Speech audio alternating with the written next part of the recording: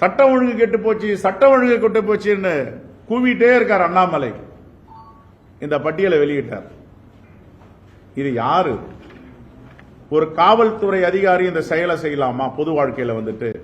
இதெல்லாம் முதலமைச்சர் உளவுத்துறை மூலமா, உளவுத்துறை கொடுத்தது இதெல்லாம். மத்திய உளவுத்துறை இருக்குல்ல, நீ போயிட்டு எடுங்க. ஏன்பா இது மாதிரி சொல்றாரு தமிழ்நாடு காங்கிரஸ் கமிட்டி தலைவர். 32 பக்க உளவுத்துறை அறிக்கை, 32 பக்க உளவுத்துறை அறிக்கையில 261 குற்றவாளிகள் பாஜகவுடைய தலைவர்களாக நீங்க நியமித்திருக்கிறீர்கள். 1977 வழக்கு.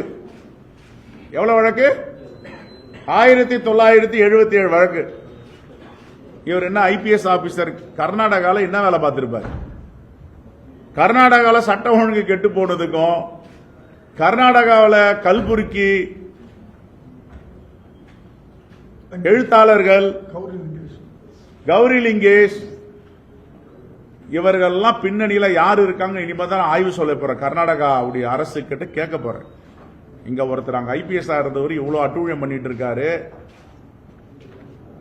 வாய்க்கு வந்த மாதிரி ரொம்ப பேசுறாரு. அது என்னங்க நடந்தது கர்நாடகால? எதற்காக திடீர்னு அவர் ராஜினாமா பண்ணார்? இதெல்லாம் ஆய்வு பண்ணணும். இப்போ அவருடைய அரசியல் வாழ்க்கை எல்லாரையும் மிரட்டிட்டு வந்தார்ல, காங்கிரஸ் கிட்ட இருக்கு. நான் போயிட்டு ஒரு புகார் கொடுத்து காவல்துறை கிட்ட ஹேட்ரட் ஸ்பீச் டெஃபமேஷன் கொடுக்கலாம். இங்க எஸ்சி யானி ரொம்ப வலிமையா மாண்பு முதலமைச்சர் போட்டிருக்கார், அங்க கொடுக்கலாம். கொடுத்தா உன் நிலைமை என்ன ஆகும்? மகாத்மா காந்தியை சுட்டுக் கொள்ளும் பொழுது ராம் ராம் என்றார், மன்னித்து விட்டு விடுங்கள் என்றார். நாங்க அந்த வழியே வந்தவங்க. உன்னை தொடர்ந்து மன்னிச்சிட்டு இருக்கோம். ஆனா மக்கள் உங்களை மன்னிக்க மாட்டார்கள். மக்கள் மன்னிப்பதற்கு வாய்ப்பே கிடையாது.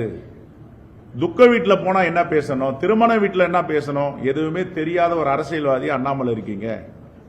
இதுதான் உங்களுக்கு கடைசி எச்சரிக்கை. இந்திரா காந்தியை பத்தி பேசுறாரு, ராஜீவ் காந்தியை பத்தி பேசுறாரு. அதே இந்திரா காந்தியை பத்தி அறகுறையா அறவேக்காடா அரசியல் பண்ற அண்ணாமலை படிக்கணும்.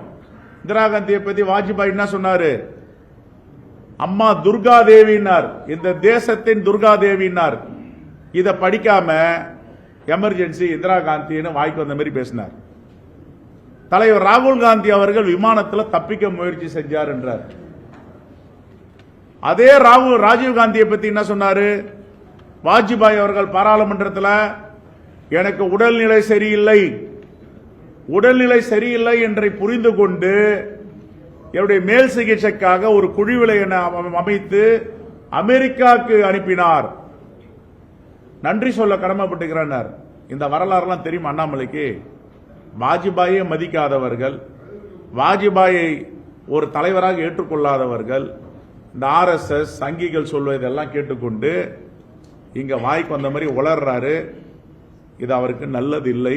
நாங்கள் வாதம் பண்றதுக்கு வரோன்றோம். ஒன்னு அவர் வரமாட்டேன்றார், இல்ல நான் கமலாலயம் வர தயாரா இருக்கேன், என்னைக்குன்னு பிரஸ் கூப்பிடுங்க, பிக்ஸ் பண்ணுங்க.